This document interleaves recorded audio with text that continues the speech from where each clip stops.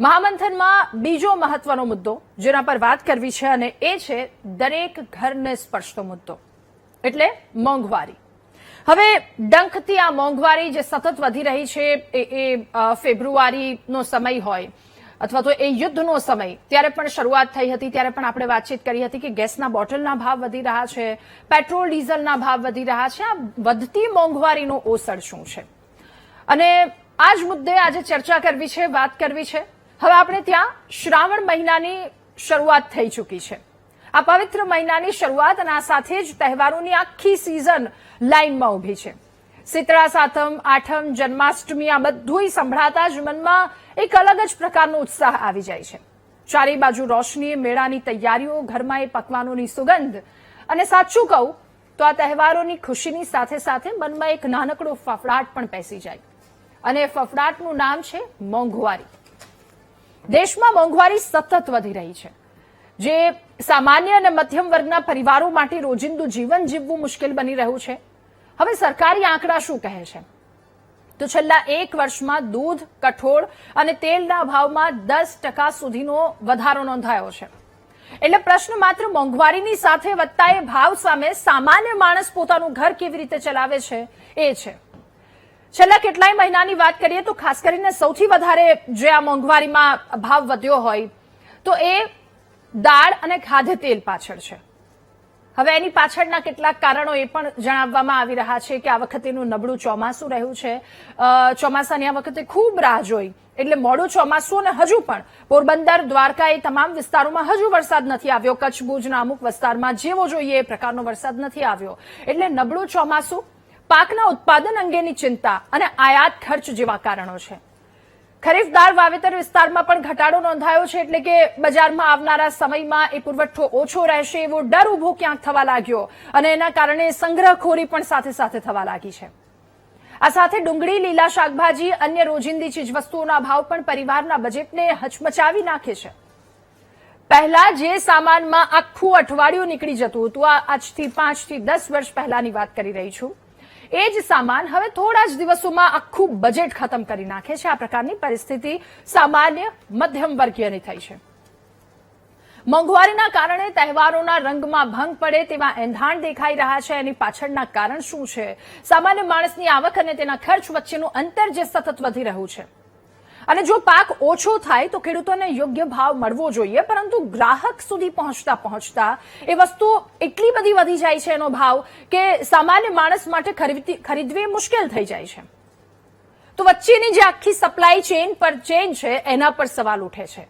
સંગ્રહખોરી, કાળાબજારી કે પછી કૃત્રિમ ભાવ વધારો, આ બધી જ વસ્તુ અને આના પર અંકુશ આવવો ખૂબ જરૂરી છે। આ તમામની વચ્ચે સામાન્ય માણસને રાહત આપવા માટે હવે સરકાર પાસે શું વ્યવસ્થા છે અથવા તો શું કરવામાં આવશે આગામી સમયમાં?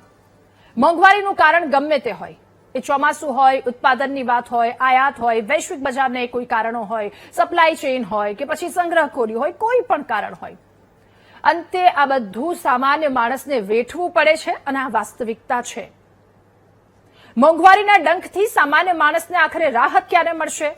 ભાવ વધારા પર કાબુ કેવી રીતે મેળવવામાં આવશે અને તહેવારોની ખુશી એ મોંઘવારીની ચિંતામાં ન ફેરવાય એ માટેના ઓસડ શું છે? આ તમામ સવાલોની સાથે કરીશું મહામંથનનો આ બીજો મુદ્દો।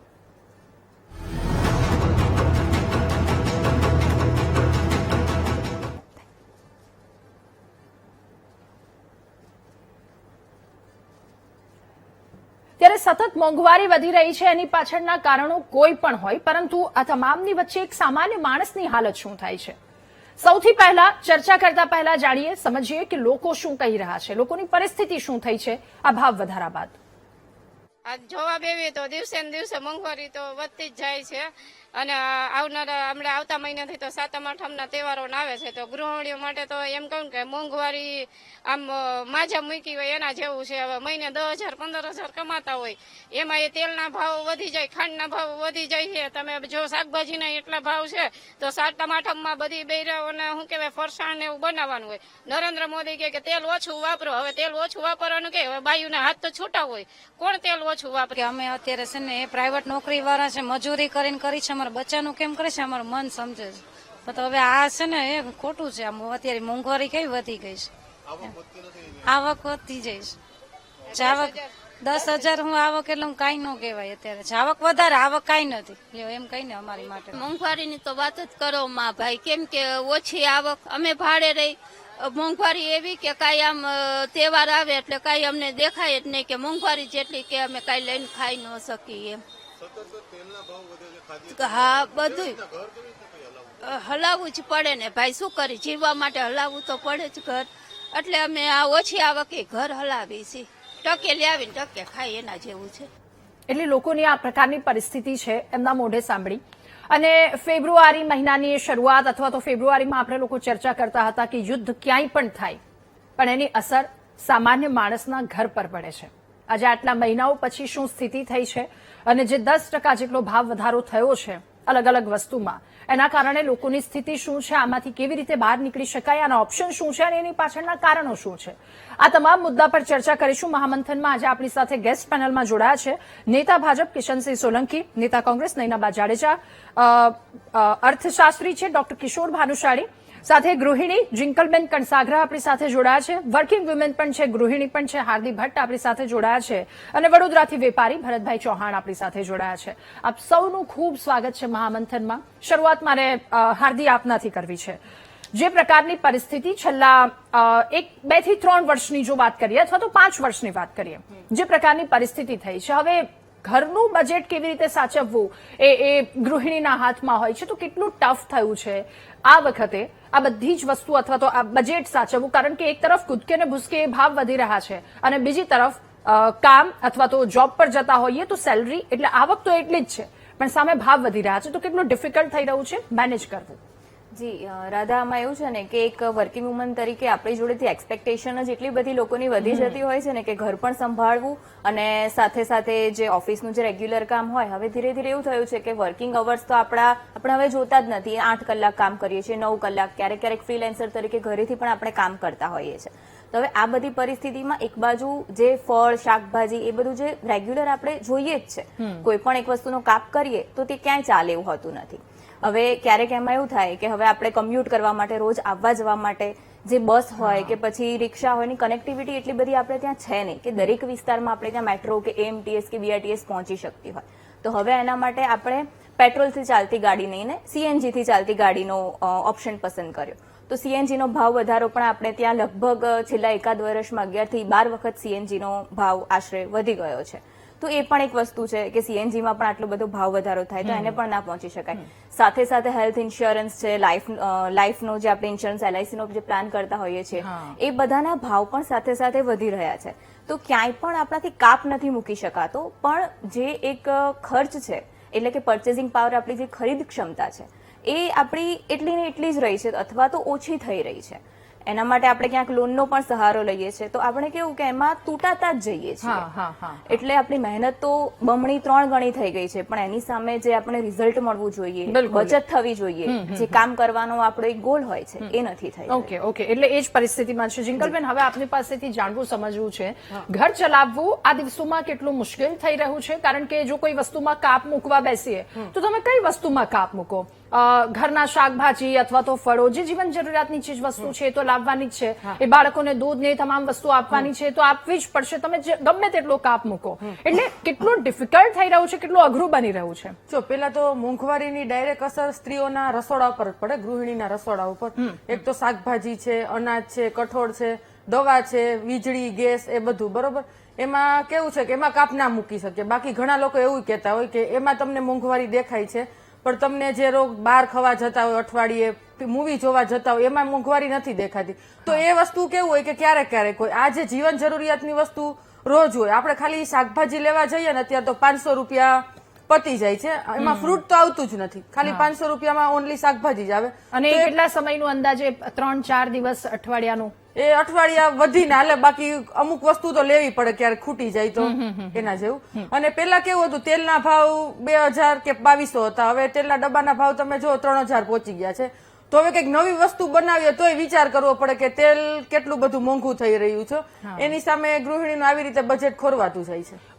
ઓકે ભરતભાઈ, હવે સૌથી ઇઝી વેમાં આપની પાસેથી સમજી શકીશું, છેલ્લા 2 થી 3 વર્ષની વાત કરવી છે અથવા તો 5 વર્ષની વાત કરીએ, કેટલો ભાવ વધારો આ વખતે થયો છે અને એ વધારો લોકો સુધી કેવી રીતે અસર કરી રહ્યો છે? ભાવ વધારો તો દરેક વસ્તુમાં થયો છે.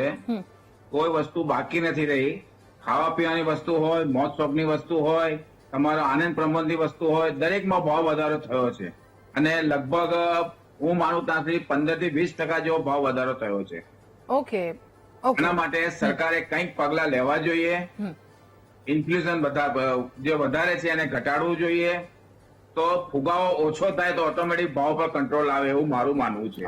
ઓકે. થોડી ટેકનિકલ ભાષામાં હવે આ બધી વસ્તુ સમજીએ. ડોક્ટર કિશોર આપણી સાથે જોડાયા છે. સર, હવે આપની પાસેથી એ સમજવું છે, ફેબ્રુઆરી મહિનાની એ વાત, ત્યારે આપણે સૌ કોઈ ચર્ચા કરતા હતા કે 2 દેશ વચ્ચે યુદ્ધ થઈ રહ્યા છે, 3 દેશો વચ્ચે, અને એની અસર સીધી અહીંયા સામાન્ય માણસના રસોડા સુધી પહોંચી રહી છે. ગેસની બોટલ હોય, એ રેસ્ટોરન્ટ ધારકો હોય, એમની શું પરિસ્થિતિ થઈ હતી એ પણ આપણે ત્યારે ચર્ચા કરી. હવે ધીમે ધીમે બધી જ વસ્તુ વધી. આટલા મહિના થયા, ફેબ્રુઆરી ઓગસ્ટ સુધીનો સમય, એ દાળ સુધી તમામ વસ્તુ પહોંચી ગઈ છે. એટલે એની પાછળના ઘણા કારણો કહેવામાં આવી રહ્યા છે. આ વર્ષનું નબળું ચોમાસું પણ કહેવાઈ રહ્યું છે ક્યાંક, અને ક્યાંક એ પણ પ્રકારનો ડર હોય કે દુષ્કાળ જેવી સ્થિતિનું, જો કે એવો 56 દુષ્કાળ ને એવો તો કઈ નથી જ થવાનું, પણ તોય તે લોકોના મનમાં એક ડર હોય, એટલે એ સંગ્રહખોરી અલગથી પાછી શરૂ થઈ ગઈ હોય. અને આ બધી જ વસ્તુની અસર જેવી રીતે શરૂઆતમાં કહ્યું કે એક સામાન્ય માણસના એ કિચન પર પડે છે, એમના ઘર પર પડે છે. સૌથી પહેલા એ કારણો આપની પાસેથી જાણવા સમજવા છે. રાધાબેન, પહેલી વસ્તુ તો જયારે આપણે મોંઘવારીની વાત કરીએ છીએ, એટલે મોંઘવારી નડવા પાછળનું એક કારણ છે કે એક તરફ મોંઘવારી છે ને એક તરફ બેકારી પણ છે. એટલે એઆઈની જે અત્યારે આપણે વાત કરી રહ્યા છે, રોજગારીની વાત કરી રહ્યા છે, ધંધા રોજગાર છે, એટલે એક તરફ મોંઘવારી ની વાત કરીએ અને સાથે બીજી બેકારીની વાત કરીએ, એટલે આજે મોંઘવારી અને બેકારી બંને વસ્તુ ભેગી મળીને વધારે તકલીફ આપી રહી છે. હવે જયારે મોંઘવારીનો વાત છે તો મોંઘવારીમાં 2 પ્રશ્ન આવે છે. એક, અમુક પ્રશ્નો એવા છે જે આપણા દેશની અંદરના છે, જેમ તમે કીધું કે ભાઈ આપણે વરસાદ ઓછો થયો, સંગ્રહખોરી થઈ, અને અમુક પ્રશ્નો એવા છે જે વૈશ્વિક પરિપ્રેક્ષની વાત કરીએ છીએ. હવે વૈશ્વિક પરિપ્રેક્ષમાં વોર છે તો વોર થવાની હતી ને બધાને ખબર હતી, અને લાંબી ચાલવાની છે. હવે એ વોરના કારણે જે થયું એ મેજર કઈ વસ્તુ, તો કે જે વસ્તુ તમે બહારથી મંગાવતા હતા એના ભાવ વધ્યા. હવે એ ક્રૂડ ઓઇલના ભાવ વધ્યા. ક્રૂડ ઓઇલ, અમેરિકાએ તમને પ્રેશર કર્યું કે રશિયાથી ઓછા ભાવનું ક્રૂડ ઓઇલ નથી લેવું, તમારે મોંઘા ભાવનું ક્રૂડ ઓઇલ લેવું પડ્યું. એના કારણે તમારા એનર્જીના ભાવ વધ્યા, ગેસના ભાવ વધ્યા, અને હજુ હોર્મુઝ અને એ બધામાં સપ્લાય ચેનનું ડિસ્ટ્રપ્શન ચાલુ છે. એટલે હજુ નજીકના ભવિષ્યમાં એમાં આપણને કોઈ રાહત મળવાની નથી. ત્યારે પ્રયત્ન થવો એ જોઈતો હતો કે સરકાર એ વસ્તુને કઈ રીતે સાચવી લે છે. કેમ કે જયારે ક્રૂડ ઓઇલના ભાવ ઘટતા હતા ત્યારે સરકારે કંઈક બહુ મોટો લાભ લોકોને પહોંચાડ્યો નથી. ત્યારે તમને ખ્યાલ હોય તો આપણે એક્સાઇઝ ડ્યુટી વધારી અને ભાવ વધાર્યા હતા, અને પછી ક્રૂડ ઓઇલના ભાવને વધવા માંડ્યા તો તમારા પેટ્રોલ ડીઝલના ભાવ વધ્યા. અને જયારે પેટ્રોલ ડીઝલના ભાવ એક્સાઇઝ ડ્યુટી ઘટાડી હતી કિશનભાઈ, પેટ્રોલ ડીઝલ શરૂમાં વધારી હતી અને પછીથી પાછળથી ઘટાડવામાં આવી. 10 ને 12. એટલે જયારે એક મોંઘવારીનો એક મુદ્દો ગયો ત્યારે પછી ઘટાડવાનો પ્રયત્ન થયો હતો. એક પણ થોડીક રાહત મળી હતી. પણ હવે એના કારણે જયારે તમારા પેટ્રોલના ભાવ વધે કે ક્રૂડ ઓઇલના ભાવ વધે, તમારા ડીઝલના, એનર્જીના ભાવ વધે, એટલે ટ્રાન્સપોર્ટેશનનો ખર્ચ વધી જાય, ઉત્પાદનનો ખર્ચ વધે, અને એની ડાયરેક્ટ ઇનડાયરેક્ટ અસર બધા ઉપર આવતી હોય છે. એટલે એ વસ્તુ ક્યાંક આપણે સમજવી પડશે. પણ થઈ શું રહ્યું છે કે અત્યારે જે આપણા જે વડોદરાથી જે ઉદ્યોગ મિત્રએ વાત કરી, અને કદાચ તમે સામાન્ય ગૃહિણી કે કોઈ વ્યક્તિને પૂછો કે મોંઘવારી કેટલા ટકા હશે, ઓકે, તો કોઈ 5%, 7% સરકારના આંકડા જેટલા આંકડા નહીં બોલતું. ઓકે, સરકારી આંકડા. અને રિઝર્વ બેંક ઓફ ઇન્ડિયા છે, આરબીઆઈએ એક બેન્ડ નક્કી કર્યું છે. એ બેન્ડ છે 2% થી લઈને 6%. એટલે 2 થી 6% વચ્ચે જો મોંઘવારીનો દર હોય ત્યાં સુધી આરબીઆઈ ઇન્ટરવેન્શન કરવાની નથી.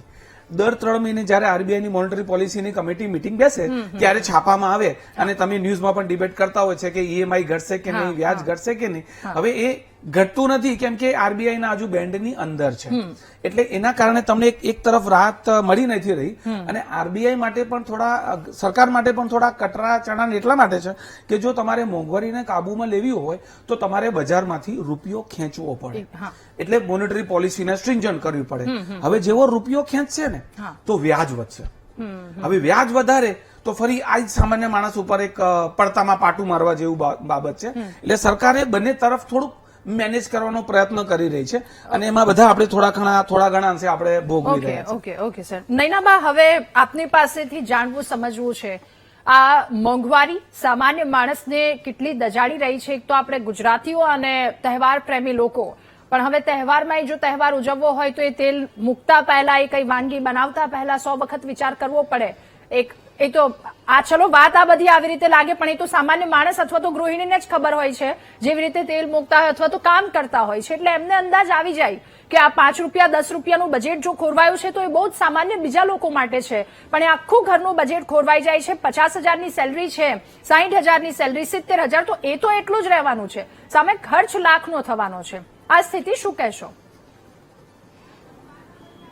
ચોક્કસપણે, કારણ કે પગાર તમારો ભલે એટલો ને એટલો 50,000 હોય, 60,000 હોય, પણ એવું જરૂરી નથી કે દરેક વ્યક્તિને પોતાનું ઘર છે. કારણ કે અત્યારે રિયલ એસ્ટેટ એટલું આસમાને ગયું છે કે કોઈને મકાન લેવું પણ પોસાય એવું નથી, અને જો કોઈ લે છે તો એ લોન કરીને લે છે. એ લોન ભેગું કરવામાં જ બિચારાના છેડા ભેગા થતા નથી. અને આ તો એક સાંકળ છે. એક જગ્યાએથી તમને કહેવાય કે ભાઈ મોંઘવારી નડશે તો એ આગળ પણ નડશે, એના પછીના ને નડશે. એટલે ગૃહિણીઓથી શરૂઆત કરીએ તો એ તો એક છેલ્લી છે, ગૃહિણી તો છેલ્લી છે. એની પહેલા તમે ખેડૂતોની વાત લો. સરકારને ખેડૂતોના ઉત્થાનમાં રસ નથી, ખેડૂતોના પ્રશ્નોમાં રસ નથી. ખેડૂતો શું ઉગાવી રહ્યા છે, એને સારી ગુણવત્તા મળે છે, નથી મળતું. આ બેઝિક પ્રશ્ન છે.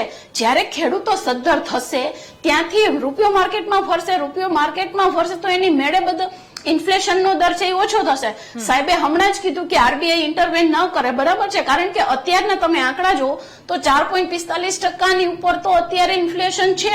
અને આરબીઆઈ હમણાં કીધું છે કે જ્યાં હમણાં થોડા જ સમયમાં કદાચ આ વર્ષના એન્ડ સુધીમાં પણ 5% ઉપર જો થાય તો કોઈ નવાઈની વાત નથી. કારણ કે સરકારે આમાં ઇન્ટરવેન કરવું પડે. તમે કઈ જગ્યાએ સબસિડી આપો છો? સબસિડી આપતા હતા એ પણ તમે બંધ કરી દીધી છે. તમે કોઈ પણ જગ્યાએ કોઈ પણ લોકોને સપોર્ટ નથી કરતા, તો સ્વાભાવિક છે આ એક ચેન્જ છે. ટ્રાન્સપોર્ટેશન મોંઘું થવાનું જ છે, એટલે શિક્ષણ પણ મોંઘું થવાનું છે. શિક્ષણ મોંઘું થશે તો બધું જ ગૃહિણીઓને પણ નડવાનું છે. કારણ કે ગૃહિણી એક જ જગ્યાએથી, ગૃહિણી સેન્ટર છે, ત્યાંથી બધી અલગ અલગ બ્રાન્ચો પડે છે. પછી એ શિક્ષણ હોય, એનું ઘર ચલાવવાનું હોય, ઘરવાળાની પણ અમુક વસ્તુઓ હોય, એ પણ હોય, બાળકોના બહારના ખર્ચા પણ હોય, અને પોતાનું બજેટ એટલું કંટ્રોલ કરવું પડે છે કે એ કરી જ નથી શકતા. અને એ ફ્રસ્ટ્રેશનના લીધે બીજી ઘણા બધા સાયકોલોજીકલ ઇસ્યુ પણ થાય છે, અને જેના લીધે ઘણા બધા પ્રશ્નો થાય છે. પણ મને એવું લાગે છે કે આ બધા ઉપર છે ને સરકારે કંઈક સરકારે જ વિચારવાની જરૂર છે કે સડનલી આટલું ઇન્ફ્લેશન કેમ આવી ગયું. 2014 સુધી તો બધું નોર્મલ હતું.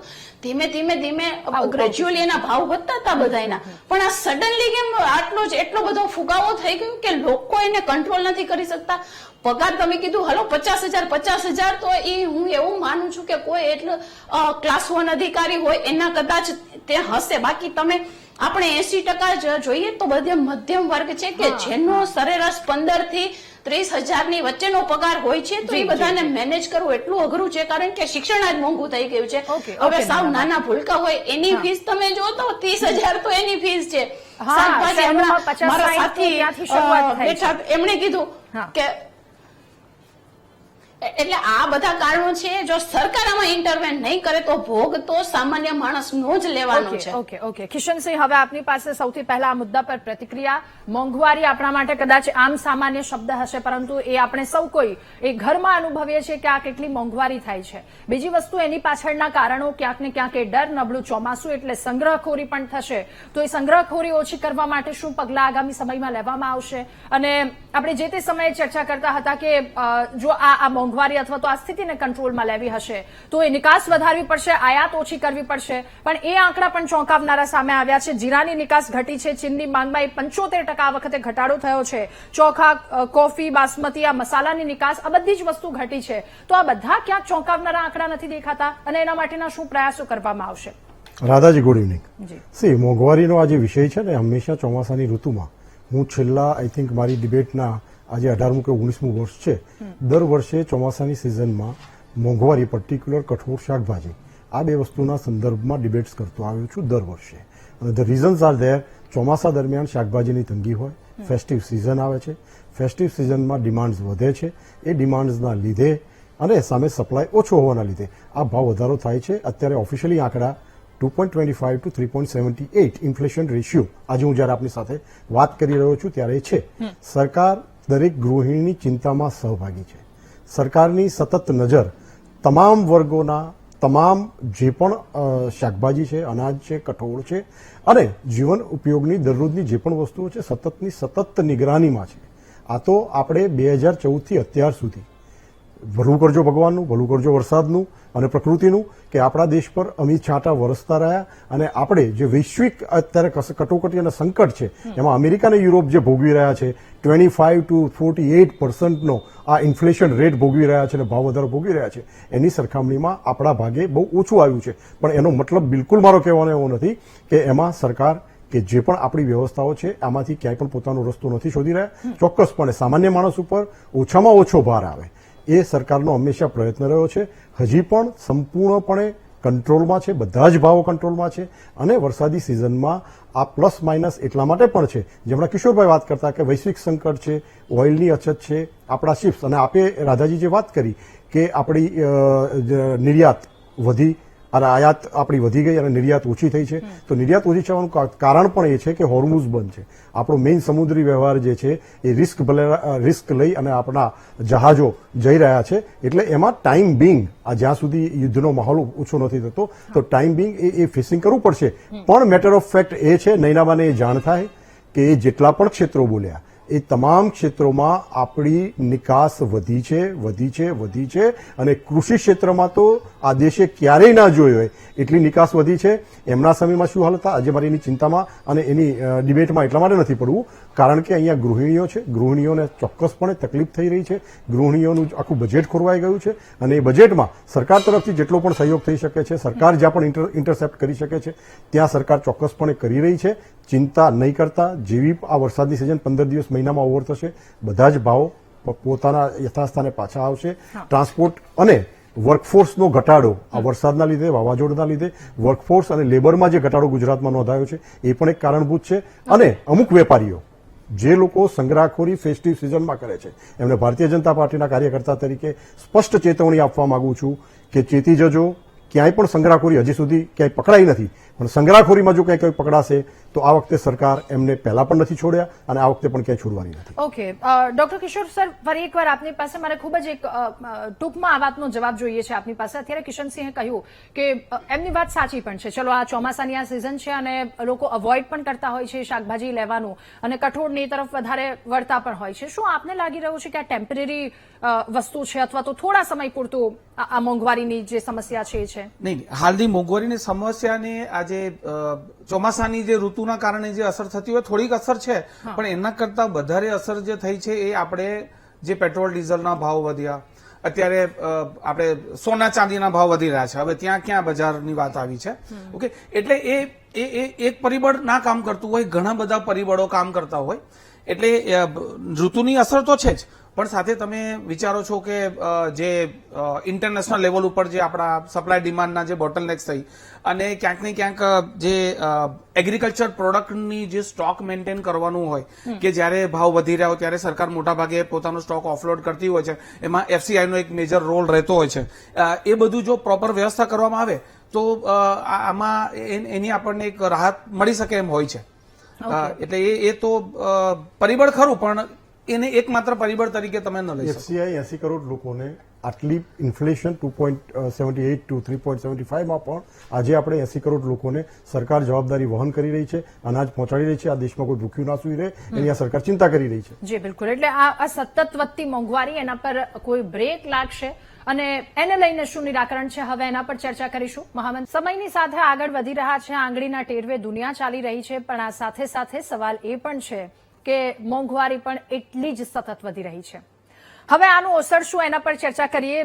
સીધા હાર્દી, ફરી એકવાર આપની પાસે, જો આ મોંઘવારી સતત વધી રહી છે, આપણે મતલબ ઉપરથી તમામ પ્રયત્નો તો કરવામાં આવી રહ્યા છે, પરંતુ સામાન્ય માણસની સ્થિતિ શું થાય છે, હવે શું થવું જોઈએ આપના મતે, અથવા તો આપના તરફથી જો કોઈ રિક્વેસ્ટ કે આ વસ્તુ કે જે અંકુશ આવે તો થોડું લોકોને સારું પડે? હવે આની પહેલા તો છે ને એક આખા પર્સપેક્ટિવની વાત થાય અહીંયા આપણે કે આપણને એવું લાગે છે કે અમુક વસ્તુઓમાં ભાવ વધારો થતો જ નથી. હવે જેમ કે પાર્લેજીનું પેકેટ હતું તો પહેલા કે પહેલા 5 રૂપિયામાં જ મળતું હતું ને હજી 5 માં જ મળે છે, પણ સાઈઝ પણ હા એનું જે શ્રિંકફ્લેશન થાય છે એ ઘણું થાય છે કે 100 ગ્રામના ડાયરેક્ટ એ લોકોએ 50 ગ્રામ કરી દીધા હોય છે. તો હવે આમાં છે ને આ મોંઘવારી એક સતત સળગતો પ્રશ્ન છે. અને હવે આપણે સોના ચાંદીની પહેલા વાત કરીએ ને તો હવે તો એમાં પેલું છે ને પેલો જેન્ઝીનો ફેવરેટ ડાયલોગ હતો ને, કૂચું પૂચું કહા હતું. એમ ગોલ્ડને તો આપણે શોધવા એક વખત નીકળવું પડશે કે ક્યારેય આપણને કદાચ મને એવું થાય છે કે આપણે એને પહેરી શકીશું કે નહીં, એ મોટો પ્રશ્ન છે. એટલે આ બધાને છે ને ક્યાંક ને ક્યાંક જે પણ તમે કીધું કે જે પણ વચ્ચેના જે વચેટિયા હોય એમને કે કોઈ પણ રીતે પ્રાઇસને કંટ્રોલમાં કરવાની અત્યારે ખાસ જરૂરિયાત છે. આ ચોમાસામાં જ માત્ર હોય એવું તો નથી લાગતું, કેમ કે અહીંયા હું વીટીવીના માધ્યમથી તો દરેક વખતે કદાચ મહિનામાં એક વખત કે 2 વખત તો આ મુદ્દો ક્યાંક ને ક્યાંક અથડાતો જ રહે છે, આંખ સામે આવતો જ હોય છે. એટલે આ મુદ્દાને સરકારે પણ અને ખાસ કરીને જે એક સોશિયલ પ્રેઝન્ટેશનથી જે વેપારીઓ હોય છે કે જે કાળા બજારી કરે છે તેમને લોકોને પણ એક અપીલ કરવાની પણ આપણે એક જરૂર છે. અને સાથે સાથે ખેડૂતો તો બિચારા જ્યાં છે ત્યાં જ છે. એટલે આ આખી ચેઇનમાં એક લગામ લાગવાની ખાસ જરૂર અહીંયા દેખાઈ રહી છે. ઓકે સહમત. પણ 3 ટોપિક્સ આપણે જે ચર્ચા, એક ક્રૂડ ઓઇલ, એક ઓઇલ એટલે ખાદ્ય ઓઇલ અને સોનું, આ 3 વિષયો જ એવા છે જે આપણા દેશનું મહત્તમ બજેટ, આપણા દેશનું હુંડિયામણ ખાઈ જાય છે. એટલે જ સરકાર ચિંતિત છે અને રિપીટેડ ઇશારા કરી રહી છે, વારંવાર વિનંતીઓ કરી રહી છે ગૃહિણીઓને કે તેલનો બને એટલો ઉપયોગ ઓછો કરો. એ હેલ્થ માટે પણ એટલો બેનિફિટ છે અને આપણા રાષ્ટ્રના બચતા હુંડિયામણ માટે પણ એટલું જરૂરી છે. ઓકે. અને સોના ચાંદીને લઈને પણ રિક્વેસ્ટ કરવામાં આવી હતી. જિંકલબેન, મારે એ સવાલ આપને પણ પૂછવો છે. જે અત્યારે એક તરફથી જે પ્રયત્નો ઉપરથી કરવામાં આવી રહી છે કે બને તેટલો તેલનો ઉપયોગ ઓછો કરો, કેટલું શક્ય દેખાઈ રહ્યું છે? એ પ્રેક્ટિકલી રસોડામાં કેટલું શક્ય છે? શું થોડા વર્ષો પહેલા એ કરતા હતા એનાથી ઓછો કરવામાં આવ્યો છે કે કેમ? આપ અને આપના આસપાસ ફ્રેન્ડ સર્કલ તમામ લોકો સાથે વાતચીત પણ થતી હશે. સાથે આપની તરફથી એક અંતિમ પ્રતિક્રિયા કે શું થવું જોઈએ, જો કોઈ મેસેજ હોય આપના તરફથી તો એ પણ. મેસેજ એ છે, તેલનો ઉપયોગ પહેલા કરતા ઘણો વધી ગયો છે. એટલે ભાવ કેવું કે વધે, લોકો વધારે વાપરે તો લોકો સામે વેપારી પણ ભાવ વધારે કે જેટલી આવક હોય એનાથી વધારે લે. બરોબર. તો અત્યારે કેવું આ તેલમાં બનાવવાની વાનગી વધતી જાય. પેલા ઓછું બનાવતા લોકો, હવે પ્રોગ્રામ ઝાઝા થવા માંડ્યા. એ બધી વસ્તુના લીધે તેલનો ભાવ એ વધારે છે. અને ખેડૂતોને કેવું છે કે સીધું માર્કેટમાં આવવાની જરૂર છે. વચ્ચે જે કાળા બજારી અને વચેટિયા લોકો છે એ વચ્ચે બધા ભાવ વધારી અને આપણી પાસેથી વધારે ભાવ લઈ લે અને ખેડૂતને તો એટલા ને એટલા મળે છે. ઓકે. ભરતભાઈ, સૌથી મોટો સવાલ અને સૌ કોઈને જો ચિંતા હોય તો એ વેપારી અને આ તરફ ગ્રાહકો, એની વચ્ચેના અથવા તો ખેડૂતો અને ગ્રાહકો છે એમની વચ્ચેના જે કેટલાક સંગ્રહખોરો છે ને એને લઈને એક સૌથી મોટો સવાલ છે. તો એ અંકુશમાં આવવું જોઈએ અને સાથે શું થવું જોઈએ? આપના તરફથી અંતિમ પ્રતિક્રિયા. સંગ્રહખોરો પર તો અંકુશ સરકારે પહેલા મૂકવો જ જોઈએ. પહેલી વાત તો એ છે, કારણ કે સંગ્રહખોર હશે તો ભાવ તમારો 5 ના 15 લેવાનો જ છે હોય સમય આવે એટલે. બરોબર છે. એના પર તો અંકુશ સરકારે પહેલેથી જ મૂકવો જોઈએ. બાકી વચેટિયાનો તો તમે સવાલ કરતા હોય તો હું નથી માનતો કે વચેટિયાઓ એટલું બધું આમાં ડિસ્ટર્બ કરે આપણને. હાજી. ઓકે. એ કેવી રીતે ન કરી શકે? જો આપ એ વાત સમજાવી શકો તો ખૂબ ટૂંકમાં પ્લીઝ.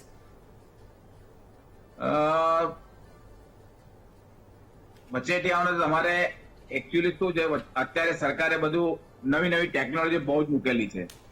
તમે ડાયરેક્ટ ગ્રાહકને પણ વસ્તુ વેચી શકો છો. એક તો ઓનલાઈન નું માર્કેટ જે અત્યારે બજારમાં ચાલે છે એ અમારા જેવા વેપારીને બહુ જ નુકસાન કરતું છે. ઓકે. ઓનલાઈન માર્કેટમાં અમને લોકોને જબરજસ્ત નુકસાન છે, કારણ કે ગ્રાહક દુકાનમાં આવતો જ નથી. પહેલી વસ્તુ આ છે. ઓકે. એટલે બેઠો બેઠો ઘરેથી ઓનલાઈન બધી વસ્તુ મંગાવી લે છે અને પછી કરી દે છે. ખાવા પીવાની વસ્તુઓ પણ એ લોકો ઓનલાઈન મંગાવે છે. હોટલમાં ન જતા સ્વિગી કરશે, ઝોમેટો કરશે. એટલે આ બધી વસ્તુ જે અત્યારે ઓનલાઈન ચાલી છે એ સદંતર એના પર થોડો કંટ્રોલ લાવવો જોઈએ. ઓકે. ડોક્ટર કિશોર સર, આપની પાસેથી હવે એ જાણવું સમજવું છે કે ચલો તમામ પ્રયત્નો ઉપરના સ્તરેથી કરવામાં આવી રહ્યા છે કે નીચે સુધી એ મોંઘવારી અથવા તો એ ગ્રાહક અથવા તો સામાન્ય વ્યક્તિ સુધી આ બધી વસ્તુ ન પહોંચે, એ ક્યાંક ને ક્યાંક પ્રયત્નો કરવામાં આવી રહ્યા છે. પરંતુ કેટલાક એવા પરિબળો કે જે અસર કરી રહ્યા છે અને એના કારણે લોકોને છેલ્લે એ સહન કરવું જ પડે છે. તો આનો તોડ શું આપને દેખાઈ રહ્યો છે? જો એમાં પરિસ્થિતિ બંને લેવલ ઉપર હોય અને એક સરકાર લેવલ ઉપર જે પ્રયત્ન ખાસ કરવાના થાય એમાં એક તો છે મોનેટરી પોલિસી. એટલે રિઝર્વ બેંક ઓફ ઇન્ડિયાએ પોતાની મોનેટરી પોલિસી જે દર 3 મહિને લોકો જે બહાર પાડે છે અને છેલ્લા 3-4 સિટિંગથી એ લોકોએ કોઈ પણ મોનેટરી પોલિસીમાં મોટા ભાગે ચેન્જીસ નથી લાવ્યા. એટલે એ મોનેટરી પોલિસીમાં સાથે કામ કરવું પડશે. સાથે રૂપિયો, જે અત્યારે આપણી આખી ડિબેટમાં એક મુદ્દો આપણે મિસ કરી ગયા છે, એ છે રૂપિયાની ઘટતી કિંમત. કેમ કે જયારે રૂપિયાનું ડિવેલ્યુએશન થાય ત્યારે તમારી પાસે જે ઇમ્પોર્ટેડ વસ્તુ જે તમે બહારથી મંગાવો છો એ બધી વસ્તુ કોસ્ટલી પડી જાય છે અને એની સીધી અસર મોંઘવારી ઉપર પડી રહી છે. એટલે એના માટે તમારે એક્સપોર્ટ ઇમ્પોર્ટનું રેશનલાઇઝેશન કરવું પડશે.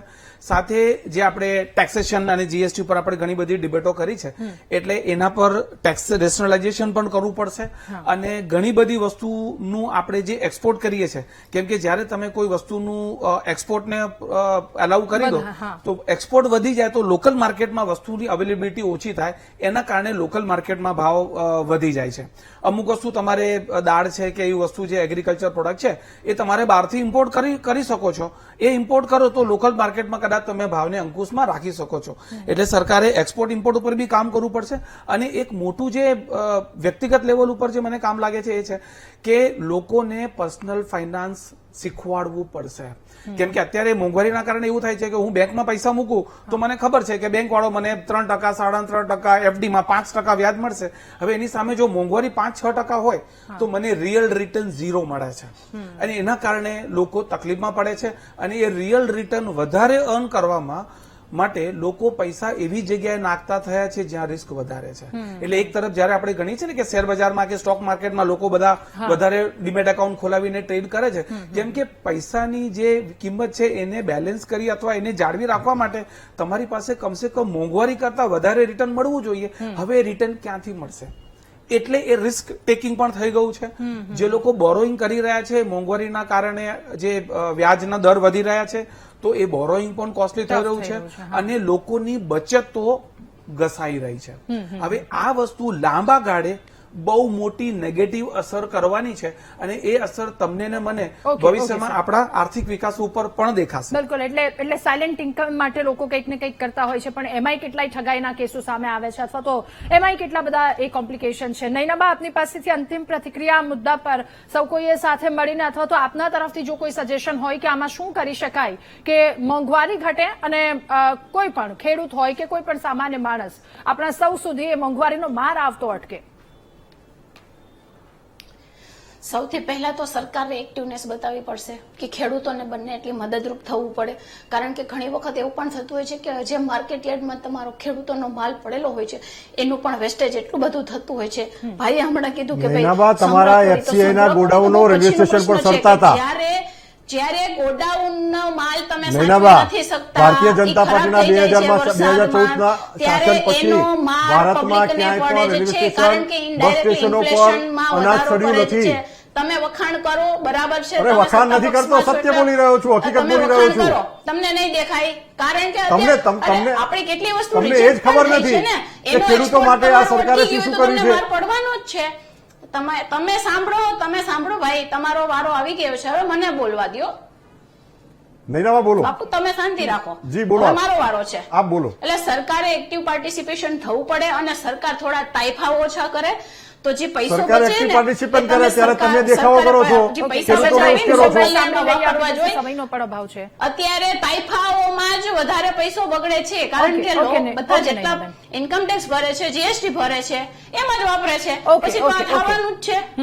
કિશનસિંહ, આપની પાસે અંતિમ પ્રતિક્રિયા મુદ્દા પર કે સતત મોંઘવારી વધી રહી છે એટલે લોકોની સૌથી પહેલા જો લોકોને એવા શું કહેવાય એ અર્થશાસ્ત્રની બધા એ કેલ્ક્યુલેશનમાં સામાન્ય માણસને એમાં પડવું પણ નથી હોતું અથવા તો એટલી બધી એ ખબર પણ નથી હોતી. પણ સૌથી પહેલી જો સામાન્ય માણસ લોકોની છે જ નહીં ને બેન.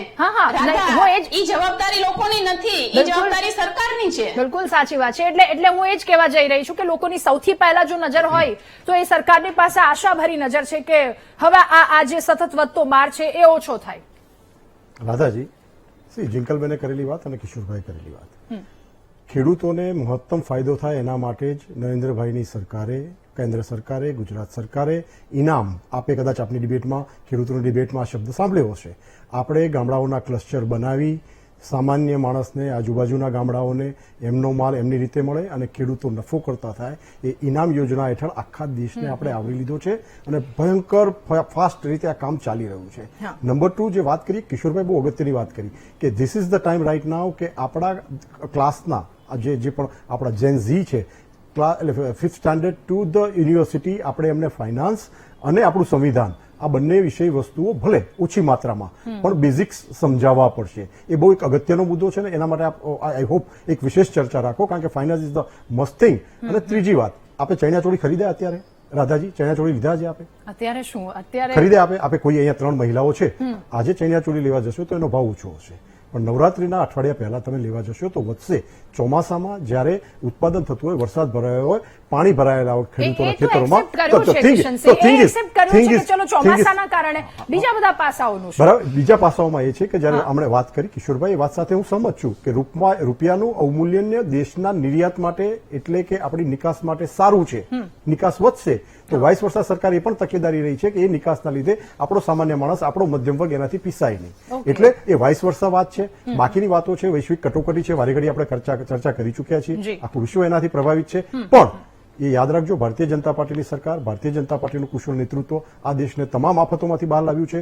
મોંઘવારીનો બહુ જ ઓછો અમને સાંભળવા મળ્યો છે. એ પડકાર અમને, એટલે અમે આ પડકારમાંથી પણ બહાર નીકળીશું અને આપણા મધ્યમ વર્ગને અને ગૃહિણીઓને બહુ જલ્દી ચોક્કસપણે નહીં આવવા. ઓકે, આપ સૌનો ખૂબ આભાર મહામંથનમાં અમારી સાથે જોડાવા બદલ, આ મુદ્દા પર ચર્ચા કરવા બદલ. તો ઘણા બધા કારણો છે, પરંતુ સૌથી મહત્વની વાત એ છે કે મોંઘવારીનો આ માર સામાન્ય જનતા સુધી હવે વધારે ન પહોંચે એવી આશા સાથે મહામંથનમાં હાલ બસ આટલું જ. વધુ સમાચાર અપડેટ્સ માટે આપ જુઓ VTV ન્યૂઝ. નમસ્કાર.